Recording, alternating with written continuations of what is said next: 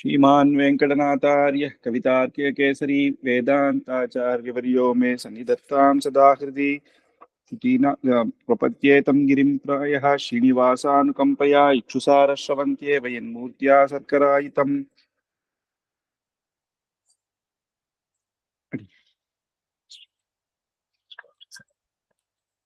சிவப்பதியான பகவானுடைய அனுகிரகத்துல கத்தியத்திரயம் பார்த்துன்னு வந்துருக்கோம்.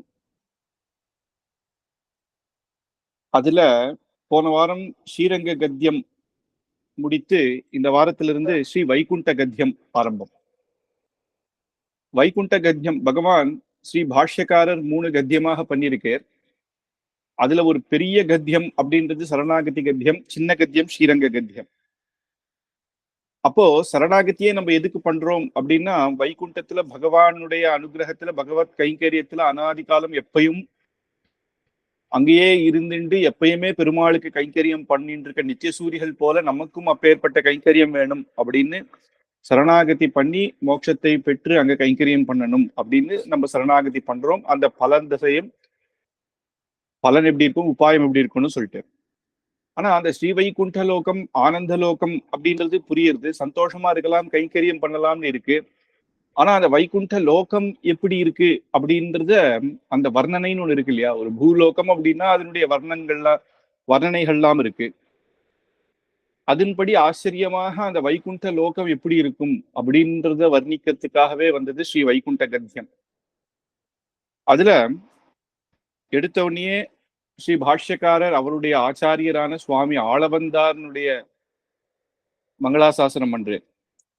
யாமுனார்ய சுதாம்போதிம் அவகாஹ்ய யதாமதி ஆதாய பக்தி யோகாக்கியம் ரத்னம் சந்தர்ஷயாம்யஹம் அப்படின்னு யாமுனார்ய அப்படிங்கும் போதே யாமுனாச்சாரியர் ஆளவந்தார், சுதாம்போதிம் அவர் நமக்கு அனுகிரகிச்ச சாஸ்திரங்கள், அப்புறம் சிஷ்யர்கள் மூலமாக அனுகிரகிச்ச காலக்ஷேபங்கள்லாம் பார்த்தா அமிர்த கடல் சுதாம்போதி, அதுவே அமிர்த கடல். அந்த அமிர்த கடல்ல இருந்து சாரமாக முழுகி அவகாஹ்ய அப்படின்ற ஸ்ரீ பாஷ்யக்காரர் சொல்ற அதுல முழுகி அவர் நேரடியாக ஆளவந்தார் கிட்ட காலக்ஷேபம் பண்ணலைன்னா கூட அவருடைய சிஷ்யர்களான பெரிய நம்பிகள், திருக்கோஷ்டியூர் நம்பிகள், திருமலை நம்பிகள், அப்பேற்பட்ட ஆச்சாரியர்கள் ஆளவந்தாருடைய சிஷ்யர்கள் கிட்ட இவர் உபதேசங்கள்லாம் பெற்று. அதனால அப்ப சாட்சாத் சுவாமி ஆளவந்தார் சொன்னது தானே அவளும் அப்படியே இது பண்ணிருப்பா. அதனால ஆளவந்தாருடைய கிரந்தங்கள்லாம் ஒரு அமிர்த கடல் தான். அதுல முழுகி யதாமதி, அதுல தெரிஞ்சின்ற விஷயத்தை யதாமதி அடியேன் சொல்றேன் அப்படின்னு சுவாமி ஸ்ரீ பாஷ்யக்காரர் சொல்றார். ஆதாய பக்தி யோகாக்கியம் அப்படின்னு பக்தி யோகம் என்கிற இந்த கத்தியம், இந்த ஸ்ரீ வைகுண்ட கத்தியத்துல இந்த பக்தி யோகத்தை ரத்னம் சந்தர்ஷயாமியகம் அப்படின்னு ரத்னத்தை எடுத்து கொடுக்கிறா போல, சமுத்திரத்திலிருந்து எப்படி ரத்னங்கள் வருமோ அந்த மாதிரி அமிர்தக்கடல்ல இருந்து ஆளவந்தாருடைய அமிர்தக்கடல்ல இருந்து வந்த சில சாரங்கள் யதாமதி அடியனுக்கு தெரிஞ்ச மாதிரி உச்சிதமான ரத்னங்கள் எடுத்து உமக்கு கொடுக்கிறேன் அப்படிங்கிற. இதுல என்னன்னா பக்தி யோகாக்கியம் அப்படின்னு இருக்கு. இங்க சொன்ன பக்தி யோகாக்கியம் அப்படின்றது உபாய திசையில இருந்த பக்தி யோகம் கிடையாது. நான் உபாயம் பண்ணலாம், பக்தி யோகம் பண்ண முடியாதவா சரணாகதி பண்றா அப்படின்றது நம்ம பார்த்திருக்கோம். ஆனா பக்தி யோகம் அப்படின்ற அந்த உபாய திசையை சொல்லக்கூடிய பக்தி யோகம் இல்லை. இங்க சொல்லக்கூடிய ஆதாய பக்தி யோகாக்கியம் அப்படின்னா சரணாகதர்கள் சரணாகதி பண்ணதுக்கு அப்புறம் நம்ம பண்ண வேண்டிய பக்தி. அப்ப சரணாகதி பண்ணிட்டா போறோமானா அதுக்கப்புறமும் நம்ம ஆச்சாரியர்கள் கிட்ட காலக்ஷேபம் கேட்கிறோம், கோவில்ல திவ்ய தேசங்கள்ல கைங்கரியம் பண்ணிண்டு நமக்கு பகவானுக்கு நம்ம சேஷன் அப்படின்னு அதை தெரிஞ்சுட்டு ஏதோ ஒரு கைங்கரியம் கிடைச்ச கைங்கரியத்தை நம்ம சந்தோஷமாக பண்ணிட்டு வரோம் இல்லையா. அந்த மாதிரியான பக்தி. ஏன்னா பக்தியோகக்காராலும் சரணாகதி பண்ணுவா, சரணாகதர்களும் பக்தியோகம் பண்றா. இங்க சொல்லக்கூடிய பக்தியோகம் பக்தின்னு எடுத்துக்கணும். அப்ப பக்தியோகக்காரா பண்ண சரணாகதி என்னன்னா, நான் பக்தியோகம் பண்ண போறேன், அதுக்கு நீர் அனுகிரகம் பண்ணணும், வேற எந்த தடையும் வரக்கூடாது அப்படின்னு ஒரு சரணாகதி பண்ணி பக்தியோகத்தை ஆரம்பிக்கிற மாதிரியான சரணாகதி. இங்க என்னன்னா சரணாகதி பண்ணிட்டு மீண்ட காலத்திலேயோ நம்ம பகவானுடைய கைங்கரியத்திலேயோ அவர் விஷயத்தை கேட்கறது இதுவே ஒரு பக்தி யோகம்னு வச்சுக்கலாம். இப்ப நம்ம உபன்யாசம், பகவத் கீர்த்தனைகள், பகவானை பத்தி இல்ல ஆழ்வார்கள் அனுகிரகிச்சபடி பகவான நம்ம தெரிஞ்சுக்கிறது, இதெல்லாமே அனுபவிக்கிறது. திவ்ய தேச கைங்கரியங்கள் எவ்வளவோ விதமா பகவான் கைங்கரியம் அப்படிங்கும் பொழுது பாட்டாக சில பகவானை வர்ணிக்கிறது, எல்லா விதமான கைங்கரியங்களும் எடுக்கலாம். அப்பேற்பட்ட இந்த பக்தி அப்படின்னு. அப்போ உப்பு சமுத்திரத்திலிருந்தே ரத்னங்கள் வருதுன்னா, அப்போ அமிர்த சமுத்திரம் ஆளவந்தார்ல இருந்து நான் உப்பு சமுத்திரத்திலிருந்து எடுக்கிறதுன்னு என்ன, அந்த மேகமானது அந்த உப்பு தீர்த்தத்தை எடுத்தா கூட நமக்கு நல்ல ஜலத்தை ஃபில்டர் பண்ணி கொடுக்கறது அப்படின்னு பாக்குறோம். அந்த மாதிரி கிடையாது. ஏன்னா ஆளவந்தார் கொடுத்ததே அமிர்த சமுத்திரம், அது எல்லாமே அமிர்தம். அதுலயும் உள்ளுக்குள்ள இருக்கிற ரத்னங்களை எடுத்து கொடுக்கிறேன் அப்படின்னு, சாரத்தை எடுத்து கொடுக்கிறேன்னு அர்த்தம். சாரம், கரும்பு இருக்குன்னா அது ஜூஸா பிழிஞ்சா என்ன இருக்கு, அப்படியே ருச்சியாக நமக்கு இருக்கோ அந்த மாதிரி. அந்த மாதிரியான ரத்ன சந்தர்ஷயாமியகம் அப்படின்னு சுவாமி ஆளவந்தார் உடைய மங்களாசாசனம் பண்ணி ஆரம்பிக்கிறேன். சுவாமி ஸ்ரீ பாஷ்யக்காரர் நிறைய கிரந்தங்கள்ல ஆளவந்தாருக்கே நான், ஏன்னா ஆளவந்தாருடைய சரம திருமேனி அப்பயே ஆளவந்தாருடைய அனுகிரகம் கிடைச்சதுனால அவர் ஆளவந்தாரியே தன்னுடைய ஆச்சாரியராக இவா மூலமாக அவரையே எப்பயும் மங்களாசாசனம் பண்றது ஒரு வழக்கம். நிறைய கிரந்தங்கள்ல ஸ்ரீ பாஷ்யக்காரர் அப்படி பண்றதை பார்க்கலாம். அப்புறம் இந்த ஸ்ரீவைகுண்ட கத்தியத்தை ஆரம்பிக்கிறார். எடுத்த உடனே சரணாகதி. அப்புறம் அந்த சரணாகதி பண்ணிட்டு ஸ்ரீ வைகுண்ட லோகத்தினுடைய வர்ணனை, விஸ்தாரமான வர்ணனை இங்க நமக்கு அனுகிரகம் பண்றது.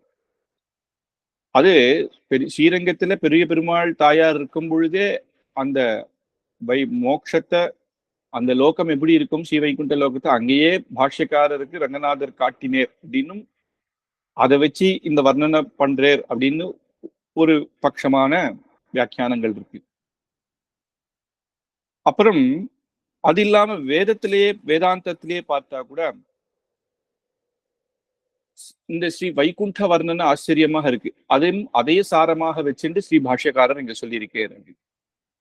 முதல்ல சரணாகதி பண்றேன். சரணாகதி இதுக்கு முன்னாடி இருந்த 2 கத்தியத்துல எப்படியோ அதே போல பகவானுடைய குணங்கள், நம்மளால பகவானை அடையக்கூடிய சக்திகள், அப்பேற்பட்ட பக்தி தர்ம ஞானங்கள் இல்லாததுனால நம்மளுடைய பாப்பங்கள் இதெல்லாம் சொல்லி நம்மளுடைய நிலைமையும் தெரிஞ்சு அவன் எப்பேற்பட்ட குண சாகரன் அப்படின்னு அவருடைய குணத்தை சொல்லி, இதுக்கு மேல்பட்டு எனக்கு வேற உபாயம் இல்லாத நீரே எனக்கு அனுகிரகம் பண்ணணும் அப்படின்ற அந்த பாணியிலேயே இங்க எடுத்து சொல்றேன். சுவாதீன திரிவித சேதனா சேதன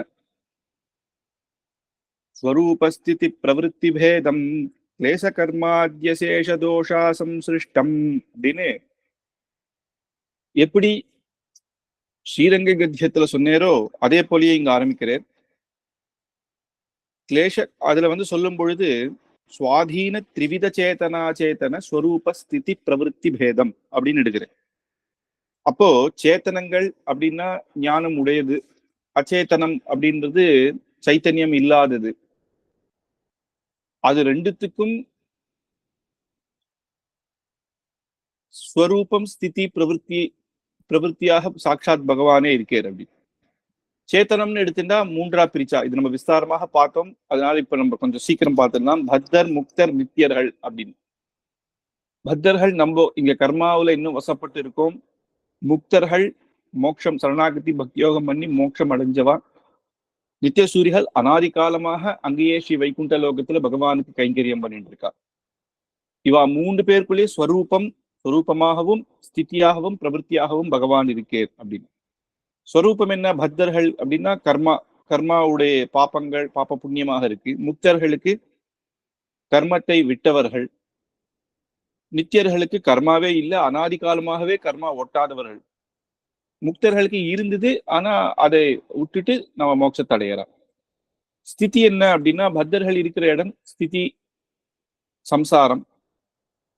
முக்தர்கள் முதல்ல சம்சாரத்துல இருந்தா இப்ப வைகுண்ட லோகத்துல. நித்திய சூரியர்களுக்கு ஒரே ஸ்திதி தான், அனாதி காலமா அங்கேயே இருக்கா. பிரவருத்தி அப்படின்னா செய்தல் அப்படின்னு பார்த்தா அவ என்னென்னவோ செய்யறா. பகவத் கைங்கரியமும் உண்டு. இவா 2 பேருக்கும் வெறும் பகவத் கைங்கரியம் மட்டுமே அப்படின்னு. அப்புறம் அச்சேத்தனம் அப்படின்னு எடுத்துட்டா திரிகுணம், சத்வம் ரஜஸ் தமஸ் அப்படின்னு கலந்துதான் இந்த லோகத்துல இருக்கு. சுத்த சத்துவம் அப்படின்றது ஸ்ரீ வைகுண்ட லோகத்துல இருக்கு. காலஹா அப்படின்றது காலம், நேற்று, இன்று, நேரம், இந்த மூணான அச்சேதன விஷயங்கள் எடுத்தாலும் அதுக்கும் ஸ்வரூபஸ்திதி பேதமாக சாட்சாத் பகவான் இருக்கார், எப்படி இல்லாம இருக்கார் அப்படின்றது நம்ம பார்த்தோம். திரிகுணம்னா சத்வம் ரஜஸ் தமஸ் அப்படின்றது அதனுடைய ஸ்வரூபம். ஸ்திதினா அது அழியும், அது அப்படியே எப்பயுமே இருக்காது. பிரவருத்தினா பரிணாமம் ஆயிண்டே இருக்கும். அப்படி சுத்த சத்துவம் அப்படின்னா வெறும் சுத்தமாக இருக்கும், அது மாறவே மாறாதது, பரிணாமமே ஆகாதது. காலஹா அப்படின்னா காலத்துக்கு அழிவே கிடையாது, வைகுண்ட லோகத்திலையும் காலம் உண்டு. ஆனா அந்த காலத்தினால பிரபாவம் வைகுண்ட லோகத்துல கிடையாது, இங்க உண்டு. இப்ப மழை காலம் அப்படின்னா மழையில வரக்கூடிய கஷ்டங்கள், வெய்ய காலத்துல வரக்கூடிய கஷ்டங்கள் இதெல்லாம் அங்க இருக்காது. அப்படின்னு இப்படி 3 காலங்கள் அப்படின்னு இப்பேற்பட்ட சுவாதீன திரிவித சேதனா சேதன ஸ்வரூபஸ்திதி பிரவருத்தி பேதம் அது எல்லாத்துலயும் பகவான் இருக்காரு. அதுக்கப்புறம் கிளேச கர்மா தியசேஷ தோஷா சம்சிருஷ்டம் அப்படின்னு சொல்லும் பொழுது தோஷமே இல்லாதவன். கிளேச கர்மா விபாகம் ஆசையம் அப்படின்ற கூட 4. அதனால கிளேச கர்மாத்திய அப்படின்னு சொல்லும்போது அது கிளேசம் அப்படின்னா அதுல நிறைய விதமா இந்த தோஷங்கள் எல்லாம் இருக்கு, அதெல்லாம் நம்ம பார்த்தோம். அப்போ முக்கியமாக இங்க தெரிஞ்சுக்க வேண்டியது என்ன? கர்மா அப்படின்னா புண்ணிய பாபங்கள் இருக்கு, விபாக்கம்னா கர்மத்தினுடைய பலன், அதை நம்ம தெரிஞ்சுக்கிறது, ஆசையம் அப்படின்னா சம்ஸ்காரம் அப்படின்னு. இப்போ விஸ்தாரமாக இது நம்ம ஏற்கனவே பார்த்திருக்கிறதுனால நம்ம இப்ப புரிஞ்சுக்க வேண்டியது என்னன்னா, சாட்சாத் பகவானானவன் திரிவித சேத்தனா சேத்தனத்துக்கு அந்தர்யாமியாக ஸ்வரூப ஸ்திதி பிரபுத்தி எல்லாத்திலும் இருக்கான். ஆனா தோஷம் இல்லாதவனாக இருக்கான் அப்படின்னும், அவனுக்கு இந்த கர்ம பாபங்கள் எதுவும் ஒட்டாத இருக்கிறதுனால கிளேச கர்மா அப்பேற்பட்ட தோஷங்கள் இல்லாதவன். அப்புறம் அனந்த கல்யாண குணம் உடையவன் அப்படின்னு சொல்றதுனால அவருடைய குணங்கள் எல்லாம் இங்க எடுத்து சொல்றேன். சுவாபாவிக அனவதிகாதிசய ஞான பலைஸ்வர்ய சுவாபாவிகமானவே இருக்கக்கூடிய அனவதிகாதிசய அப்படின்னு அதிசயமாக எப்போதும் நிறைஞ்சி அதுக்கு மேல கிடையாது அப்படின்னு வசதியாக இருக்கக்கூடிய ஞானம். அப்பேற்பட்ட ஞானம்னு பார்த்திருக்கோம். பகவான் தான் பூர்ண ஞானம். நமக்கு இருக்கிற ஞானம் அப்படின்றது பால்ல சர்க்கரை போடுற மாதிரி, பெருமாளுக்கு இருக்கிறது சர்க்கரையே அப்படின்றது ஒரு உதாரணம். சர்க்கரைக்கு இன்னும் தித்திப்பு போடணுமா அவசியம் இல்லை. அப்பேற்பட்ட ஞானம். அவர் சர்வஜர். பலம் அப்படின்னு மனுஷருடைய பலத்தை இது பண்ண முடியாது, ஏன்னா சிருஷ்டி ஸ்திதி லயத்தையே பண்ணக்கூடியவராக இருக்கு. ஐஸ்வர்யம் இந்த உபய விபூதிக்கும் உடையவனாக இருக்கு. வீரிய சக்தி தேஜஸ் அப்பேற்பட்டது எல்லாம் நம்ம பார்த்திருக்கோம். பிரவருத்தி அசங்கேய கல்யாண குணகணவும் மகார்ணவம் அப்படின்னு ஒவ்வொரு கல்யாண குணகணங்கள் அப்படி குவிஞ்சி கிடக்கிறது அப்படின்னு பரமபுருஷம் அப்படின்னு பரமபுருஷராக வேதத்துல சொல்லப்பட்டவர், அனாதி காலமாக இருக்கிற பரபிரம்மம். பரபிரம்மம் அப்படின்னு சொல்லும் பொழுது இவர் தான் மற்றவாள் எல்லாமே சிருஷ்டிக்கிறார். இவரை சிருஷ்டிச்சவர் அப்படின்றது யாரும் கிடையாது. மூல புருஷன் இவருக்கு முன்னாடி அப்படின்னு யாருமே கிடையாது. அப்பேற்பட்ட விராட் புருஷனாக பரமபுருஷம் பகவந்தம் பகவான் அப்படின்னு ஏன் திருநாமம் அப்படின்னு முக்கியமான இந்த ஞான பல ஐஸ்வர்ய வீரிய சக்தி தேஜஸ் இப்பேற்பட்ட 6 குணங்கள் பூர்ணமாக உடையவன், எப்பொழுதும் நித்தியம். ஏன்னா நம்ம பலம்னா வயசானா போயிடுறது, அவனுக்கு அப்படி இல்லை, நித்தியமும் எப்பொழுதும் இருக்கக்கூடிய இப்பேற்பட்ட குணங்கள் இருக்கிறவாள்தான் பகவான் அப்படின்னும், அப்பேற்பட்ட இருக்கிறது தாயார பகவதி அப்படின்னும் சொல்றோம். அதனால பகவானுக்கே தான் இது சாக்ஷாத் ஸ்ரீமன் நாராயணுக்கு மட்டும்தான் பகவான் என்ற திருநாமம். அப்புறம் பகவானுடைய பூர்ண அனுகிரகத்தை பெற்றவா அப்படின்னு வியாச பகவான் வால்மீகி பகவான் சொல்றோம்னா, அவளுக்கு நேரடியா இந்த பகவான் சப்தம் பலிக்காது. ஆனா பகவானுடைய பூர்ண அனுகிரகத்தை பெற்றதுனால பெருமாள் மூலமாக அந்த சப்தத்தை அவளுக்கு நம்ம உபயோகப்படுத்துறோம். நாராயணம் அப்படின்னு நாராயணா அப்படின்ற அந்த திருநாமத்தினுடைய விஸ்தாரமான அர்த்தம் நம்ம பார்த்திருக்கோம். எல்லா நாரங்களுக்கும் அயனனாக இருக்கிறவன் அப்படின்னு, சகல ஜீவகோட்டிகளுக்கும் ஆதாரமானவன், மூலகாரணன், அந்தர்யாமியாக இருக்கிறவன் அப்படின்றதுனால நாராயணன் அப்படின்னு நம்ம அவளுக்கு எல்லாம் ஆதாரமா தான். எப்படின்னா ஒரு உதாரணம் சொல்லணும்னா, ஒரு செவுரு இருக்குன்னா செவுரு மேல ஒரு நம்ம பொம்மை வரைகிறோம், பெயிண்ட் அடிக்கிறோம், சித்திரத்தை போடுறோம்னா அந்த சித்திரம் எதனால நிக்கிறது? அங்க ஒரு மனுஷன் பொம்மை மாதிரி ஒண்ணு போடுறோம் வரைகிறோம் அப்படின்னா அதுக்கு ஆதாரம் அது செவுரு தானே அதுக்கு ஆதாரமாக இருக்கு. அப்படிதான் சாட்சாத் பகவான் எல்லாத்துக்கும் ஆதாரமாக இருக்காங்க. அதுக்கப்புறம் சுவாமித்வேன சுஹிருத்வேன குருத்வேனச்ச பரிகிருஹ்ய அப்படின்னு பகவான் எல்லாருக்கும் சுவாமி, அவன் ஒருத்தனே சுவாமி. நம்மெல்லாம் சேஷி, அவன் சேஷன், நம்ம சேஷன் அவன் சேஷி அப்படின்னு. நம்ம கைங்கரியம் பண்றதுக்குன்னே இருக்கும், சாட்சாத் பகவானுக்கும் பகவத் அடியார்களுக்கும் கைங்கரியம் பண்றதுக்கு இருக்கும். அவன் சுவாமி, அவன் யாருக்கும் சேஷன் அல்ல, எல்லாருக்கும் சுவாமியாகவே இருக்கான். அப்புறம் சுஹுருத்வேன, எல்லாருக்கும் சுவாமியாக இருக்கான். சரணாகதி பண்றதுக்கு ரெண்டு முக்கியமான குணம் வேணும் அப்படின்னு பார்த்துருக்கோம். ஒண்ணு பரத்துவம், இன்னொன்னு சௌலபியம். பரத்துவம் இருக்கணும் இல்லையா? சாதாரணவன் கிட்ட போய் சரணாகதி பண்ணி எனக்கு 1 கோடி கொடுன்னா கொடுக்க முடியாது. அப்ப அவன் சுவாமி, எல்லாருக்கும் சுவாமியாக இருக்கிறதுனால அவன் தான் சரணாகதி பண்ண தக்கவன். சுஹிருத்துவேன அப்படின்னா நல்ல ஹிருதயம் இருக்கணும். நல்ல பணக்காரன் அப்படின்னா கொடுத்துருவான்ற சொல்ல முடியாது. கோட்டி வச்சிருக்கா, எனக்கு 1,00,000 கொடுப்பா, ஒரு மாசத்துல தரேன்னா அதெல்லாம் தர முடியாது அப்படின்னா அப்ப சுஹிருத்.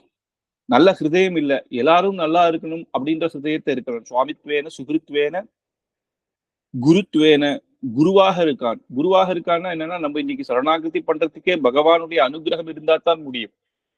பகவானுடைய அனுகிரகம் இல்லாத நம்மளால சரணாகதி பண்ண முடியாது. நமக்கு ஆச்சாரிய கட்டாட்சம் கிடைக்கிறதுன்னா கூட அதுக்கு சாட்சாத் பகவான் தான் அனுகிரகம் பண்றான். நம்ம இங்க பிறந்ததிலிருந்து ஆச்சாரியர்கள் மூலமாக சாஸ்திரத்தை கொடுத்து நமக்கு அந்த அந்த ஆச்சாரியர்களை விட்டு உபதேசம் பண்ணி எந்தெந்த கெட்ட மார்க்கத்துக்கு போனாலும் எப்படியோ நம்மளை திருப்பி திருப்பி இங்க கொண்டு வந்து நம்மளை இங்க வைக்கிறான் அப்படின்னா அது பகவத் கிருபை இருந்தாத்தான் முடியறது. அதனால குருத்துவம் அப்படின்னு பரிகிருஹியா, இப்பேற்பட்ட குணங்கள் உடையவன். இதனால என்ன தெரியறதுன்னா, நம்ம வந்து சரணாகதி பண்ண சமர்ப்பிக்க வேண்டும் அப்படின்னு சமர்ப்பிக்க, நம்ம சரணாகதி பண்றதுக்கு சமர்ப்பிக்கிறதுக்கு ஏற்றவனா அப்படின்னா அவன் தானே சுவாமி, அதனால ஏற்றவன் தான். அதனால சமர்ப்பிக்க இவன் கிட்டதான் சமர்ப்பிக்க வேண்டும் அப்படின்னு. இவன் கிட்ட சமர்ப்பிச்சா இவன் ஏத்துப்பானா, முடியுமா அப்படின்றதுக்கு, முடியுமான்றதுக்கு சுகிருத். அவன் தான் நல்ல ஹிருதயத்தை உடையனாலே, அதனால நம்மளும் நான் போய் பண்ணாலும் அவன் ஏத்துப்பானா? எப்பேற்பட்ட நித்திய சூரிகளுக்கெல்லாம் நாயக்கனானவன் சகல பாவங்கள் பண்ணிட்டு நான் போய் பண்ணாலும் அவன் என்னை ஏத்துப்பானா அப்படின்னு கேட்க வேண்டாம். அதான் சுகிருத். சமர்ப்பிக்க தெரியணும் இல்ல, எப்படி நான் சரணாகதி பண்ணணும்னா குருவாவும் இருக்கான், குருத்துவேன அப்படின்றதுனால இந்த 3 குணத்தினால்தான் நமக்கு தெரியறது எப்படி சமர்ப்பிக்க வேண்டும், சமர்ப்பிச்சா நம்மளை ஏத்துப்பானா அப்படின்றது இங்க தெரியுது. அதுக்கப்புறம் ஐகாந்திகாத்யந்திக தத் பாதாம் புஜத்வய பரிச்சரியை கமனோரதா அப்படின்னு. ஐகாந்திக அப்படின்னா பகவானை தவிர வேற யாரும் இல்லாத, வேற யாருக்கும் இல்லாத, வேற யாருக்கும் அப்படின்னா இதர தேவதைகள் இல்ல ஏதோ ஒரு இதெல்லாம் நினைக்காம பகவான், அந்த பகவானை நினைக்கக்கூடிய பரம பாகவதோத்தமர்கள். எந்தெந்த பாகவதர்களாம் அவ ஐகாந்திகமா சாட்சாத் பகவானே அப்படின்னு இருக்காளோ அவளுக்கு கைங்கரியம் பண்றது, இது மட்டுமே ஒரு லட்சியம். அதான் ஐகாந்திக. அத்தியந்திக கைங்கரியத்தை தவிர வேறும் இல்லாத அப்படின்னா, பெருமாள் தான் வசத்தின்னு தெரிஞ்சவனா அவனோட நான் சிநேகித்தனாக இருக்கணும் அப்படின்னு அவர் பக்கத்துல போய் உட்காரணும் அப்படின்னா நினைக்காம அவன்கிட்ட எப்படி இருக்கணும் அப்படின்னா வெறும் கைங்கரிய பாவத்துல மட்டும்தான் இருக்கணும், வேற எந்த சிந்தையும் இருக்கக்கூடாது அப்படின்னு. அத்தியந்திக தத் பாதாம் புஜத்வய அப்படின்னு தன்னுடைய அப்பேற்பட்ட பகவானுடைய 2 திருவடிகளையும் பரிச்சரியை கமனோ ரத்தே அப்படின்னு ஒரே ஆசை, நித்திய கைங்கரியம் அந்த திருவடிகளை பற்றணும் அப்படின்ற ஒரே ஆசைதான். அப்புறம் தத்பிராப்யேச்ச அப்படின்னு சொல்லும் பொழுது தத் பாதாம் புஜத்வய திருப்பி 2வது வாட்டி சொல்றேன், 2 வாட்டி வருது. அதனால திருவடியை பற்றுறதே பரம உபாயம், அதுவே பரம உபேயம் அப்படின்னும், அதுவே நமக்கு பலன் அப்படிங்கிற மாதிரி. மேல சொன்னதுனால பக்தியோகம் பண்ணும் அதுக்கு தெரியல, அதனால இப்படியே இருந்து அப்பேற்பட்ட பக்தி நமக்கு இல்லாததுனால்தான் தத் பிரயேச்ச அப்படின்னு எடுக்கிறேன். தத் பிரப்தயேச்ச தத் பாதாம் புஜத்வய பிரபத்தேரனன்யமே அப்படின்னு. பிரபத்தி மட்டும், பிரபத்தி தவிர வேற கிடையாது. பக்தியோகாதிகள் அதெல்லாம் பண்ண தெரியாததுனால பிரபத்தி தவிர வேற எதுவும் இல்லாம கல்பகோட்டி சஹசிரேனாபி. சரிப்பா இப்பதான் உனக்கு பக்தி யோகம் தெரியல, அடுத்த ஜென்மால வாயேன், அதுக்கப்புறம் வாயேன். இப்ப புரியலன்னா என்ன, இன்னும் கொஞ்ச நாள் நிறைய வாத்தியார்கிட்ட படிச்சு அப்புறம் பக்தியோகம் பண்ணேன்னா கல்ப கோட்டி சஹசிரேனாபி, பல கல்ப கோட்டி சஹசிரம், கோட்டி சஹசிரம் பல கல்பங்கள் பல யுகங்கள் ஆனா கூட எனக்கு அந்த பக்குவம் வரவே வராது, அந்த பக்தி எனக்கு வரவே வராது, என்னால முடியாது அப்படின்னு இப்பயே சொல்லிடுறேன். சதா சமஸ்த மானவிய அப்படின்னு வேற கதி இல்லாத நம்மள நல்லா புரிஞ்சுக்கும்படி, நமக்கு வேற கதி இல்லைன்றது அவனுக்கும் புரியும், நமக்கும் புரியும் அப்படின்னு. கல்பகோட்டி சஹசிரேணாபி சதா சதா நமஸ்தீதி மன்வானஹா தஸ்யைவ பகவதோ நாராயணஸ்ய அப்படின்னு அப்பேற்பட்ட நாராயணன் திருவடி தாமரைகள் பற்றி கொள்ளணும் அப்படின்னு. அகில சத்வதயைக சாகரஸ்ய எல்லா உயிர்களுக்கும் தயா சாகரமாக இருக்கிறவன் அப்படின்னு. அகில சத்வ தயைக சாகரஸ்ய, அகில சத்வ அப்படிங்கும் பொழுது அகில மனுஷர்களுக்கு மட்டும் இல்லை, இந்த சிருஷ்டியில என்னென்ன எப்பேற்பட்ட தேவர்கள் ரிஷிகள் அவா மட்டும் இல்லாத சாதா மனுஷர்கள் பாபம் பண்றவர்கள் புகு பூச்சி முதல் கொண்டு எல்லாத்துக்கும் தயைக சாகரசிய தயைக சிந்தோகோ அப்படிங்கிறோம் இல்லையா, தயா சாகரமாக இருந்து எல்லாருக்கும் அனுபவத்தை அனுகிரக பண்ணக்கூடியவனாக இருக்கான் அப்படின்னு. அனாலோசித குணகணா கண்ட அப்படின்னு நம்ம குணம், அனாலோசித குணகணா கண்ட அப்படின்னு நம்ம குணம்லாம் பார்க்காம அப்படின்னு. நம்ம குணம் அப்படிங்கும்பொழுது என்ன தெரியுது அப்படின்னா, நம்ம பண்ண சகல பாவங்கள் அதெல்லாம் பார்க்காத நமக்கு அனுகிரகம் பண்ணணும். ஜனானுகூலம் மரியாதசீலவத்து அப்படின்னு சகல சௌசீல்யம் உடையவனாக அப்படின்னு எல்லாருக்கும் எப்படி இறங்கி வரான் அப்படிங்கும் பொழுது, பகவான் எவ்வளவு தோஷம் பண்ணா கூட விமுக்த வைகுண்ட பகுமதி முபாசே அப்படின்னு சொல்றது இல்லையா. வைகுண்டத்துல எப்பேற்பட்ட வித்தியசூரிகள் தோஷம் இல்லாத வசந்த கைங்கரியம் பண்ணக்கூடிய அப்பேற்பட்ட ஸ்ரீ வைகுண்ட லோகம் விமுக்த, அதை விட்டு பகுமதிகள் எல்லாம் விட்டு இங்க இங்க எல்லாரும் அவரை திட்டுறான், இது நாஸ்திகவாதங்கள் பேசுறா, இல்ல ராமாவதாரம் பண்ணானே அப்படின்னு அதுல 4 தப்பு சொல்றா, கண்ணனை 10 பேர் தப்பு சொல்றா, இருந்தா கூட இங்க நமக்கு அவதாரம் பண்ணி எப்பயும் கருணை பண்ணணும் அப்படின்னு இருக்கான். ஒண்ணு இங்க வருது திட்டு வாங்குறது இல்ல, அங்க இன்னும் வசதியாக இருக்கும்போது அதையும் விட்டு வரான் அப்படிங்கறதுதான் அவருடைய சௌசீல்ய குணத்தை எடுத்து சொல்றது. அதனால சீலவதா அப்படின்னு அனாலோசித குணகணா கண்ட ஜனானுகூல மரியாதசீலவதா சுவாபாவிகானவதிகாதிசய குணவத்தையா அப்படின்னு சுவாபாவிகமாகவே இப்பேற்பட்ட அதிசயமான குணங்கள், வசத்தியான குணங்கள், குணவத்தையா தேவ திரிய மனுஷ்யா ஜகில ஜன அப்படின்னு தேவர்கள், திரியக் அப்படின்னா பறவைகள் அப்படின்ற இந்த மாதிரியான வர ஜந்துக்கள், மனுஷ்யாத்யகில ஜன ஹிருதயா அனந்தனஸ்ய அப்படின்னு அப்பேற்பட்ட எல்லாருடைய யார் யாரு வித்தியாசம் பார்க்காம ஆகாசுரனுக்கும் அனுகிரகம் பண்றான். அப்படி எல்லாரும் தேவ மனுஷ மிருகம் எல்லாத்துக்கும் திரியக்னா இந்த மிருகங்கள்னு எடுத்துக்கலாம். அப்படி ஹிருதயானந்தனஸ்ய அப்படிங்கும் பொழுது எல்லாருக்கும் ஹிருதயத்துல ஆனந்த கொடுக்கக்கூடியவனாக இருக்கான் அப்படின்னு. ஆசிரித வாத்சல்யைக ஜலதே, ஆசிரித்தர்கிட்ட ஆசிரித்தர்கள் அப்படின்னு, ஆசிரித்தர்கள் அனாசிரித்தர்கள், பகவானை ஏற்றுக்கொள்றவர்கள், பகவான் கிட்ட சரணாகதி பண்றவர்கள் இங்க ஆசிரித்தர்கள் அப்படின்னு வச்சுக்கணும்.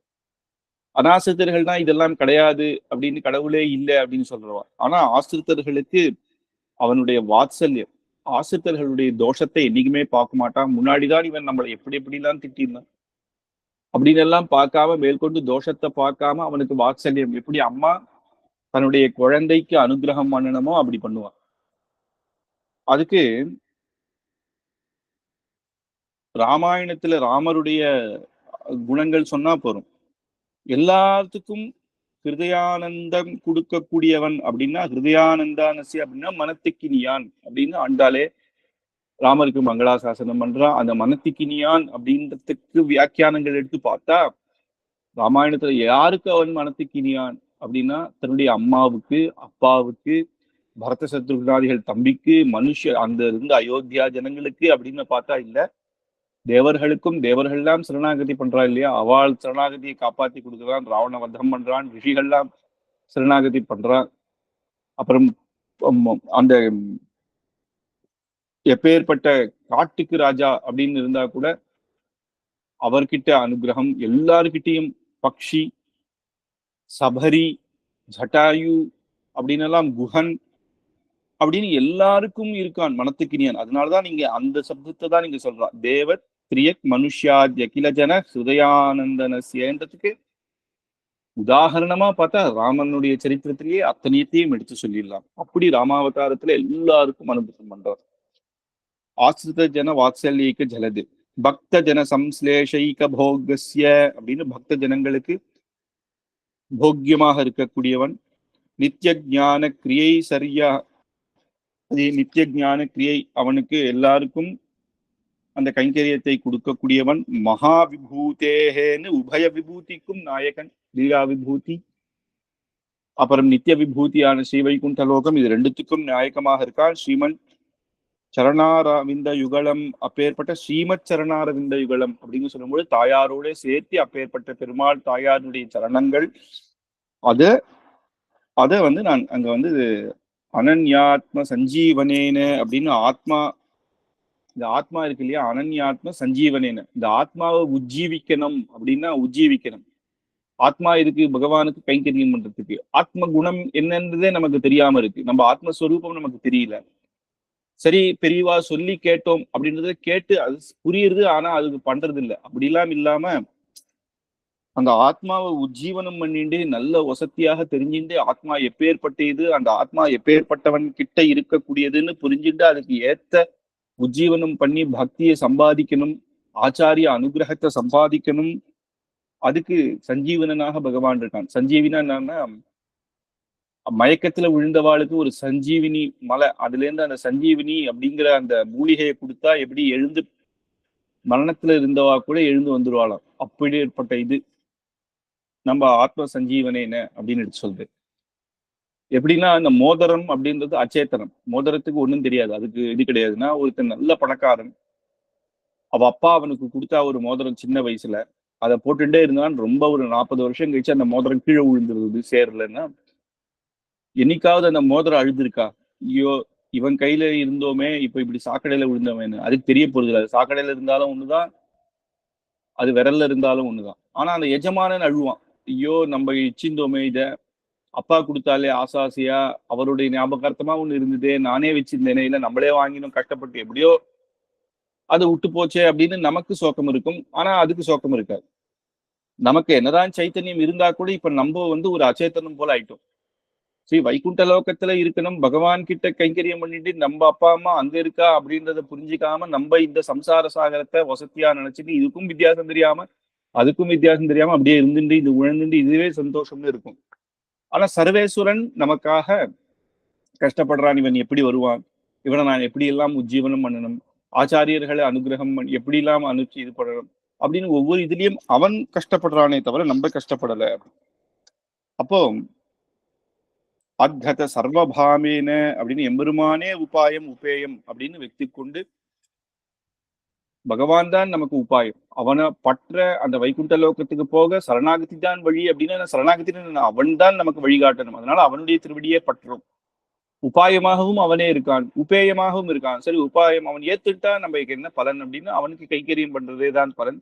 உபாய உபேயமாக அவன் இருந்துட்டு சரணம் அனுவிரஜேத் அப்படின்னு சரணாகதி பண்ணணும் அப்படின்னு நமக்கு காட்ட, சரணாகதி அடைய வேண்டும் அப்படின்னு நமக்கு உபதேசமாக பண்றது. இதுல வந்து ரெண்டு விஷயம்.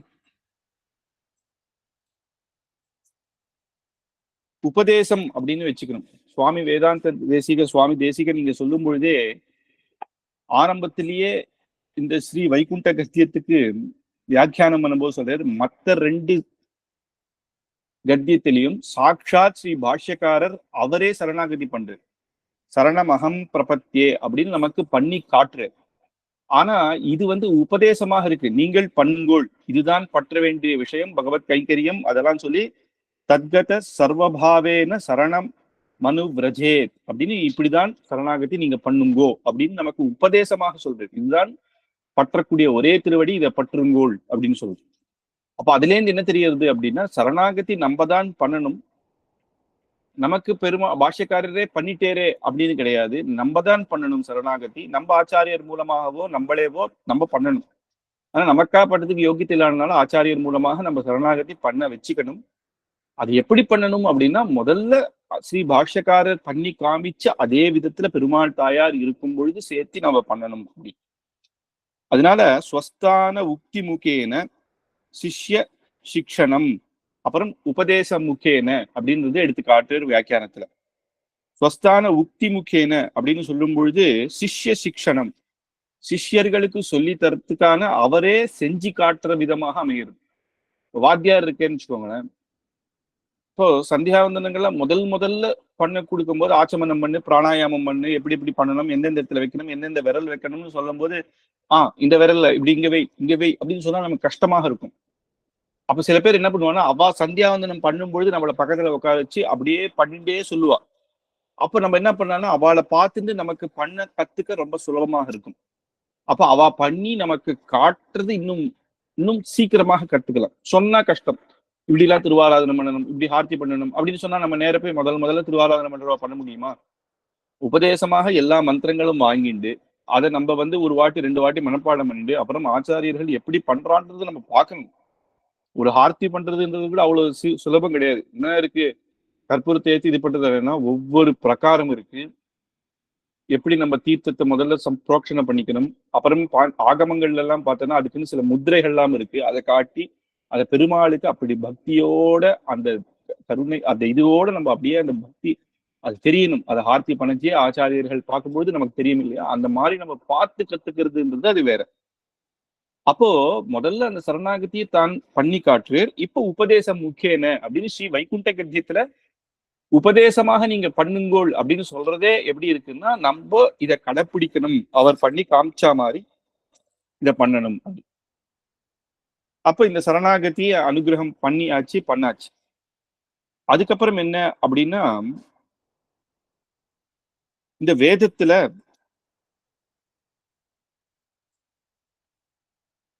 உபனிஷத்துல ஒரு இடத்துல ஸ்ரீ வைகுண்டத்தினுடைய வர்ணனை பூர்ணமாக வருது. அது எங்கன்னா ஒரு கதையாக ஆரம்பிச்சு வரும். வேதத்துல சித்ரன் ராஜா அப்படின்னு ஒருத்தர் இருந்தான். சித்ரன் அப்படின்னு அவன் மகா ஞானியாகவே இருந்தான். அவன் யாகம் பண்ணணும் அப்படின்னு ஆருணி அப்படின்ற ஒரு மகரிஷி கிட்ட போய் ஒரு யாகம் பண்ணணும் அப்படின்னு கேட்டான். அவன் என்ன பண்ணார் அப்படின்னா, தன்னுடைய புத்திரரை அனுப்பிச்சிரு, இந்த யாகம் எப்படி பண்ணணும் அப்படின்னு சொல்லும் பொழுது தான் போகாம தன் புத்திரன் அனுப்புறாரு. புத்திரன்றவன் ஸ்வேதகேது அப்படின்ற பேர். அவன் ராஜா கிட்ட போறான். உடனே ராஜா கேட்கிறார், இவனுக்கு எப்படி என்னென்ன தெரியும், இந்த யாகம் என்ன என்ன எப்படி பண்ணணும்னு கேட்கிறார். சொல்றான், இதுக்கு என்ன பலன், அந்த பலன் என்ன, அந்த லோகம் எப்படி இருக்கும் அப்படின்றதெல்லாம் சில விஷயம் கேட்கறான். உடனே அவருக்கு தெரியலன்னு ஓடி நேரா அப்பா கிட்டயே ஆருணி மகர்ஷி கிட்ட இப்படி எல்லாம் ராஜா கேட்கிறார், எனக்கு அதுக்கு பதில் தெரியல என்று. ஆருணி மகர்ஷி அவரே சொல்றாரு, எனக்கும் பதில் தெரியல. எப்படி வேதத்துல இந்த யாகம் பண்ணணும் அப்படின்றது எனக்கு தெரியும், எப்படி எல்லாம் பண்ணணும்ன்றது தெரியும். ஆனா இதுக்கான என்ன பலன் அப்படின்னா வைகுண்டம் போகணும்னு பலன். அந்த வைகுண்ட லோகம் எப்படி இருக்கும் அப்படின்றதெல்லாம் அவருக்கு மேற்கொண்டு அது எதுவுமே தெரியல. ஆனா அவர் அந்த சித்திரன்ற ராஜா மகா ஞானியால அவர் தெரிஞ்சதுனாலதானே, பலன் தெரிஞ்சதுனாலதானே இந்த யாகம் நான் பண்ணணும்னு கேட்கிறான். சரி, அவர்கிட்ட போய் கேட்போமே அப்படின்னு இவர் கேட்கிறார். சிஷ்யபாவேன்னு தான் கேட்கிறார். மகர்ஷியாக இருந்தா கூட இந்த ராஜா இவனுக்கு என்ன ஞானம் இருக்குன்னு நினைக்காம ஒரு சிஷ்யன் ஒரு குரு கிட்ட எப்படி கேட்கணுமோ அதே மாதிரி கேட்கிறார். ஆனா ராஜாவுக்கு சந்தோஷம் ஆயிடுச்சு. தெரியல அப்படின்னு ஒண்ணு கேட்கிறாரு இல்லையா, அதுவே ஒரு பெரிய விஷயம். ரிஷிகளுக்கு அது தெரியணும்ன்றதா எப்படி பண்ணணும்னு தெரியும் இல்லையா, அது போறோம் கர்மகாண்டத்துல அது போறோம். ஆனா அவர் சொல்றாரு, நீர் மகர்ஷியாக இருக்கே, அதனால குரு சிஷ்ய பாவேன்னு நான் சொல்ல போறது இல்லை, நீர் கேட்டேன்னு நான் சொல்றேன். அது ஒரு மித்திரனாக கூட சொல்லலாம். அதனால நான் குருஸ்தானத்துல சொல்ல போறது இல்லை அப்படின்ட்டு சரின்னு அவர் ஏத்துக்கிறார். மேற்கொண்டு இத அப்படியே இந்த வைகுண்ட லோகம் அப்படின்னு சொல்லி பூர்த்தியாக அந்த லோகம் எப்படி இருக்கும் அப்படின்றது அந்த உபனிஷத்துல அப்படியே வரும். அததான் இந்த இடத்துல ஸ்ரீ பாஷ்யக்காரர் அதையே ஒரு மூலமாக வச்சு அந்த அந்த வேதத்துல என்ன வேதம் எல்லாமே அனைத்தும் பிரமாணம், அந்த கதையும் வருதே அது வேதத்திலேயே அப்படியே இருக்கு. அதனால அந்த பிரமாணத்தை வைத்துதான் இங்க வைகுண்ட லோகத்தினுடைய வர்ணனையும் பூர்த்தியாக பண்றேன் அப்படி. அதனால 2 முக்கியம் என்ன அப்படின்னா, இது நமக்கு உபதேசம் பண்றா போல இருக்கிறதுனால இது ஒரு முக்கியம். 2வது வைகுண்ட வர்ணனை இருக்கு இல்லையா, அந்த வைகுண்ட லோகம் எப்படி இருக்கும் அப்படின்னு தெரிஞ்சா நமக்கே ஒரு ஆசை அதுல உண்டாகும் அப்படின்னு. அது இப்போ ததச்ச பிரத்யாகம் ஆத்மோ அப்படின்னு இங்க வைகுண்ட லோகத்தை எடுத்து ஆரம்பிக்கிறேன். தினம் ஸ்ரீ வைகுண்ட லோகத்தை ஸ்மரிக்கணும் அப்படின்னு ஸ்மரிக்கும்படியே அப்படின்னா இது என்னன்னா, இது தினமுமே சொல்லணும் அப்படின்னா இந்த வைகுண்ட லோகத்தை ஸ்மரிக்கணும் அப்படின்றது இங்க கம்பல்சரி கிடையாது. இத இத ஸ்மரிச்சாதான் நமக்கு அந்த நம்ம பண்ண சரணாகதி பலிக்கும் அப்படின்லாம் கிடையாது. சரணாகதி பலிக்கும் ஒரு நாள். அது எப்படி இருக்கும் அப்படின்றத அந்த போக்கியத்தை அனுபவமாக வச்சுக்கலாமே அப்படின்னு நிறைய பெரிய மகான்கள் ஸ்ரீவைகுண்ட கத்தியத்தை ராத்திரி படுத்துக்கிறதுக்கு முன்னாடி சொல்லுவா அப்படின்னு. ஏன்னா அது ஒரு அனுபவம் இல்லையா? அந்த லோகம் அதை அனுபவிச்சு பெருமாள் சொல்லணும் அந்த லோகங்கள் எல்லாம் எப்படி இருக்கும் அப்படின்னு சொல்லி அதுக்கப்புறம் தான் நித்ரையில இருப்பா அப்படின்றது பெரியோர்கள் நிறைய பேர் அது நம்மளே பார்த்திருக்கோம். ஆச்சாரியர்கள்ல முக்கியமா சில பேர்லாம் அடியேன் உபன்யாசத்துல கேட்டிருக்கேன். இன்ஜிமேட்டைஷிங்கர்ல கடைசியில இந்த எல்லாருக்கும் சொல்லி கொடுத்து ஒரு வாட்டி வைகுண்ட கத்தின்னு சொல்லிட்டேன்னா அன்னைக்கு அதோட தான் நித்ரை. அதுக்கப்புறம் யாராவது ஏதாவது கேள்வி கேட்டா கூட மறுநாள் சொல்லலாம்னு வாங்க.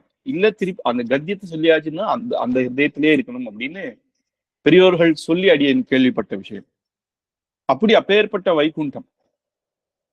அப்போ சதுர்தச புவன ஆத்மக மண்டம் அப்படின்னு சதுர்தச அப்படிங்கும்பொழுது 17 14 லோகங்கள். பூமிக்கு மேல 7 அப்படின்னு கீழே 7 14 லோகங்கள் ஒரு அண்டம் அப்படின்னு சொல்லுவோம். இது நம்ம பிரகிருதி லோகத்துல நம்ம பார்க்கக்கூடியது. அந்த ஒரு அண்டம் அப்படிங்கும் பொழுதே அப்படி பலவிதமான அண்டங்கள் இருக்கு. அதான் சதுர்தச புவன அப்படின்னு 14 லோகங்களை ஒரு அண்டம் அப்படின்னு சொல்றோம். அப்படி பலவிதமான அண்டங்கள் இருக்கு. அதுக்கப்புறம் என்னன்னா தசகுணிதோத்தரம் ஆவரண சப்தகம். இந்த அண்டங்கள்ல சுத்தி இருக்கிறது ஆவரணம் அப்படின்னு சொல்லுவா. அந்த ஆவரணம் எவ்வளவு குணித்தோத்தரம் அப்படின்னா 10 மடங்கு இந்த அண்டங்களோட பெருசு அது சுத்தி இருக்கும் அப்படின்னா அந்த ஆவரணத்துக்குள்ளதான் இந்த அண்டங்கள் இருக்கு அப்படின்னா அது அந்த ஆவரணங்கள் எவ்வளவு பெருசா இருக்கும். அப்போ 7 ஆவரணங்கள் மொத்தம். சப்தாவரண அப்படின்னு நம்ம கத்தியத்திலேயே பார்த்திருப்போம். தீத சாம்ராஜ்யா சப்தாவரணா தீத சாம்ராஜ்யா அப்படின்னு அப்பேற்பட்ட 7 ஆவரணங்கள் அதுல பார்த்துக்கலாம். ஒரு அண்டம் அதுவே 14 லோகங்கள். அதுவும் ஒவ்வொன்னு பூமியே பூர்த்தியா நம்மளால சுத்த முடியாது. ஏன் பாரத தேசமே நம்மளால பூர்த்தியா சுத்த முடியாது. ஒருத்தர் அவனுடைய வயசு பூர்த்தியா பாரத தேசம் ஃபுல்லா சுத்திட்டேன்னு சொல்ல முடியுமா? அவ்வளவு பெருசு. அது அங்கங்க வேணா போயிருக்கலாம். அப்படி பூமி அந்த மாதிரி அதுக்கு மேல புவ சுவ மகோலோக தப்போலோக சத்தியலோகம்லாம் பூமியினுடைய பெருசு. அப்புறம் அத்தல வித்தல சுத்தல பாத்தாள லோகங்கள் அப்பேற்பட்ட 7 லோகம் ஒரு அண்டம். அதோட 10 மடங்கு பெருசு ஆவரணங்கள். அந்த மாதிரி 7 ஆவரணங்கள் இருக்கு. அந்தந்த ஆவரணங்களுக்குள்ள பலவிதமான அண்டங்கள் இருக்கு. அது பிரகிருதி. நம்ம இருக்கக்கூடிய இந்த பிரகிருதி லோகமே இப்படின்னா இதை விட பெருசு ஸ்ரீ வைகுண்ட லோகம். இதுக்கு அப்பாற்பட்டு இருக்கு. இதுக்கு மேல அது இருக்கு. அந்த இடத்துக்கு யாராலையும் போக முடியாது. அப்படின்னால சமஸ்தம் காரிய காரண ஜாத்தமதீத வர்த்தமானே அதுக்கும் மேல வர்த்தமானங்கள் அப்படி பரமோ வியோம சப்தாபிபேதையே அப்படின்னு ஸ்ரீவைகுண்ட லோகத்துக்கு பரமவியோம அப்படின்னு ஒரு பேர் உண்டு, திருநாமம். அப்போ பிரம்மாதீனாம் வாக் மனசகோச்சரே அப்படின்னு பிரம்மாதிகளுக்கே இப்ப இந்த சொல்ல கால்குலேஷன் அவளுக்கே இது புரிஞ்சிக்க முடியாது. அவளுடைய ஞானத்துக்கே பூர்த்தியாக இப்ப வைகுண்ட லோகம் இவ்வளவு பெருசு அப்படின்னு புரிஞ்சு ஒரு கால்குலேஷன் பண்ண முடியாது இருக்கு பிரம்மாதிகளுக்கே. நமக்கு இல்லை, நம்மளால சுத்தமா முடியாது, பிரம்மாவுக்கே முடியாதுங்கிறது. ஏன்னா 7 ஆவரணங்கள் இதுவே பெருசு. இதையே நம்ம பூர்த்தியா பார்த்ததில்லைன்னும் பொழுது இதை விட பெருசானது ஸ்ரீ வைகுண்ட லோகம். ஸ்ரீமதி வைகுண்டே திவ்யலோகே அப்படின்னு வைகுண்டமான அப்பேற்பட்ட திவ்யலோகம். அதுக்கும் அப்பாற்பட்டது பிரம்மாவுக்கே ஒரு கணக்கு போட முடியாத ஆச்சரியமான லோகம். சனக விதி சிவாதி அப்படின்னு சனக விதி சிவாதிபிரபி அச்சிந்தியா ஸ்வபாவைஸ்வர்யைஹி.